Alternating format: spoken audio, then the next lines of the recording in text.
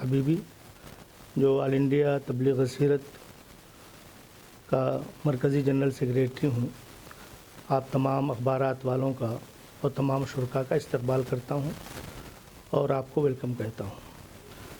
आज की या भितरे जो तबलीग सीरत थिला